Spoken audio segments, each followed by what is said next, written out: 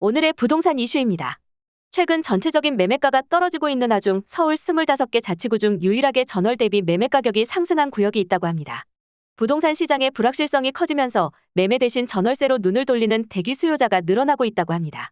지난 1년간 서울 아파트 전월세 거래 중 갱신계약 비율이 50%를 넘는 것으로 나타났습니다.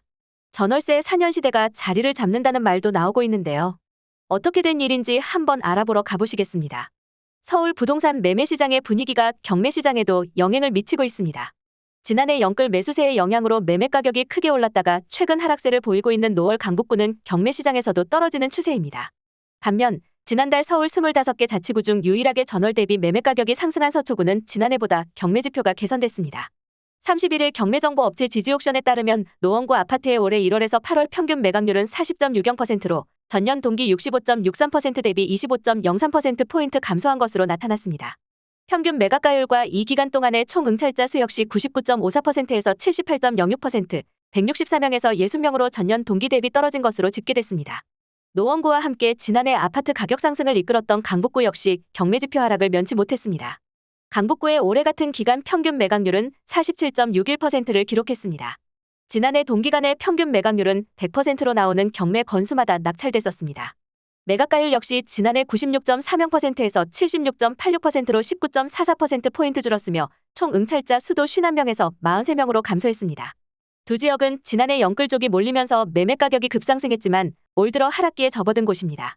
한국부동산원에 따르면 지난해 1월 노원구와 강북구의 평균 매매 가격은 각각 4억 9,083만 원, 5억 1,828만 원이었지만 영끌 매수세가 붙으면서 같은 해 12월에는 7억 2,391만 원, 7억 279만 원까지 올랐습니다. 그러나 이를 기점으로 하락세를 보이며 지난달에는 노원구 7억 1,474만 원, 강북구 6억 9,512만 원으로 정점 대비 916만 원, 768만 원 떨어진 것으로 나타났습니다. 실제로 노원구 상계동 상계주공 9단지 전용면적 79.07제곱미터는 지난해 10월까지만 해도 실거래가가 9억 4천만 원이었지만 지난달 8억 3,900만 원으로 1억 넘게 가격이 하락했다고 합니다. 반면 서울의 전반적인 매매가격 하락세에도 아직까지 증가세를 유지하고 있는 서초구는 경매 시장에서도 인기를 띠고 있습니다. 서초구의 올해 1월에서 8월 매각률은 60.84%로 지난해 동기 39.59% 대비 21.25%포인트 증가했습니다. 평균 매각가율은 지난해 56.59%에서 79.68%, 총 응찰자 수는 30명에서 79명으로 늘어났습니다. 한국부동산원의 7월 아파트 매매가격 지수를 보면 25개 자치구 중에서 매매가격 지수가 전월 대비 상승한 자치구는 서초구 플러스 0.08%뿐입니다. 서초구는 부동산 경기 침체기인 올해 들어서도 2월 플러스 0% 보합을 제외하고는 매달 매매가격이 상승해왔습니다. 서초구를 제외한 강남 2구에서도 매매가격 하락세에 더불어 경매 인기가 주춤하는 모습입니다.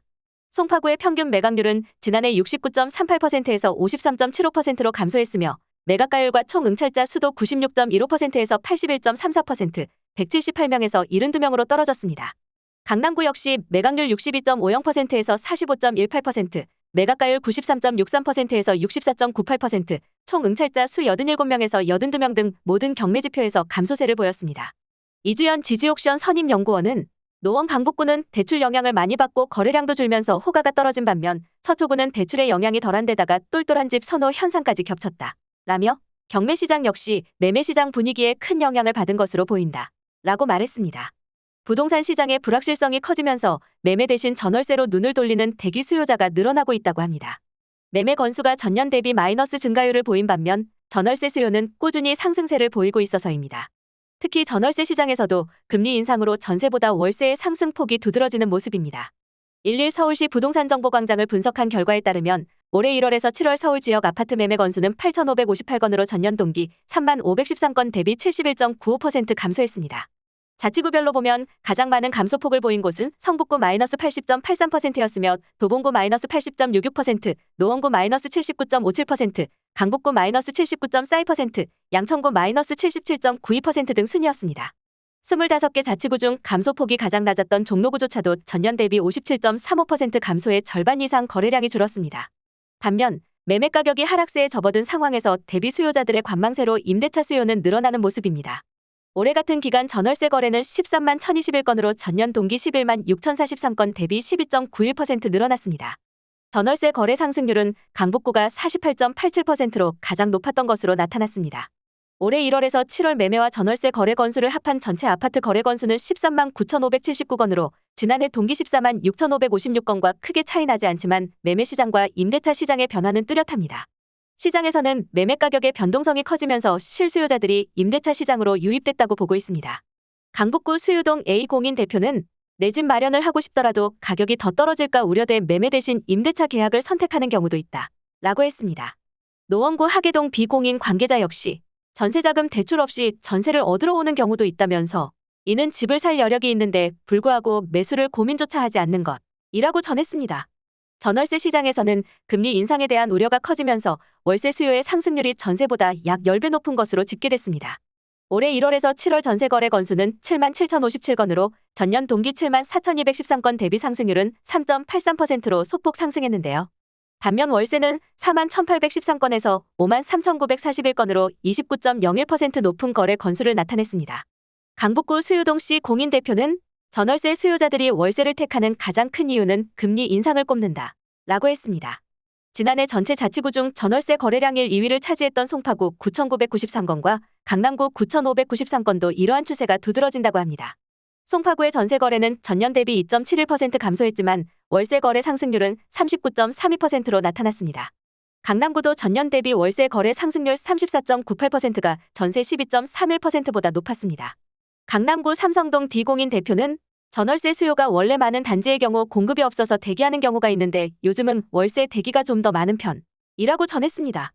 전문가들은 매매 시장이 다시 풀리기 위해선 먼저 불확실성이 해소돼야 한다고 말합니다.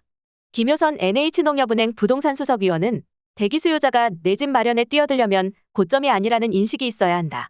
라며 하지만 시기를 예측할 수 없으니 가격이 급등한 이후인 지금은 하락을 예상하는 상황이라고 설명했습니다. 이어 매매 수요자가 늘어나기 위해선 금리 인상이 멈춰야 하는 것과 더해 지난 16일 정부가 부동산 대책으로 낸 부분들이 구체화돼야 할 것이라고 덧붙였습니다. 매매와 전세가 줄고 월세가 늘어나는 가운데 기존 전월세 계약을 갱신하는 비율도 늘었다고 합니다.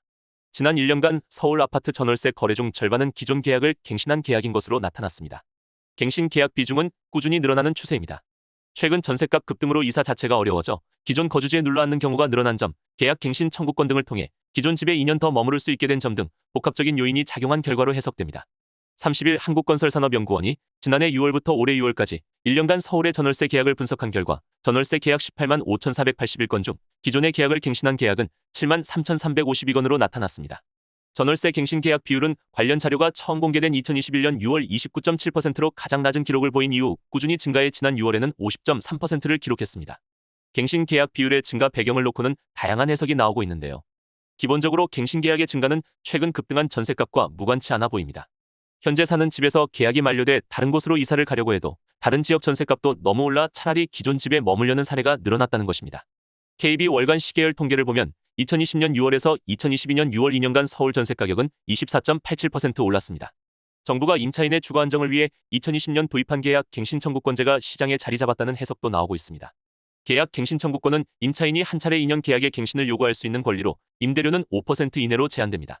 실제로 6월 임대차 갱신 계약 중 계약 갱신 청구권 사용 비율은 62.9%에 달했습니다. 김성환 건사년 부연구의원은 계약 갱신 청구권 도입 이전에도 묵시적 갱신 등 갱신 계약의 사례가 없는 것은 아니었지만 계약 갱신 청구권이 명시적으로 도입되면서 갱신 행위 자체가 시장에서 더욱 보편화하고 안정적으로 안착했다고도 볼 수 있다. 라고 말했습니다. 다만 임대차 계약을 갱신하더라도 계약 갱신 청구권은 사용하지 않은 사례도 늘었다고 합니다. 2021년 6월 70%에 근접했던 갱신 청구권 사용 비율은 2022년 6월 62.9%로 오히려 감소했습니다. 계약 갱신 청구권을 통해 임대료 상승을 5% 이내로 제한할 수 있음에도 이를 사용하지 않고 갱신 계약을 한 거래가 27.1%에 달하는 것입니다. 임대인은 본인이나 직계존속이 실거주할 경우에 한해 임차인의 계약 갱신 청구권을 거절할 수 있습니다. 계약 갱신 청구권이 도입됐지만 2년 내내 임대인들의 갱신권 회피 꼼수도 기승을 부렸습니다. 임대료 상한 5%를 무력화시키기 위해 임차인에게 직접 실거주하겠다 라고 통보한 후 신규 계약자와 시세대로 계약하는 경우가 대표적입니다.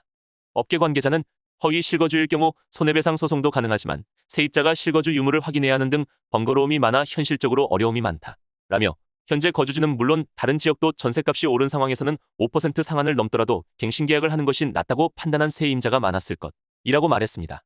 오늘의 부동산 이슈는 여기까지입니다. 시청해주셔서 감사합니다. 구독과 좋아요는 영상 제작에 큰 힘이 됩니다.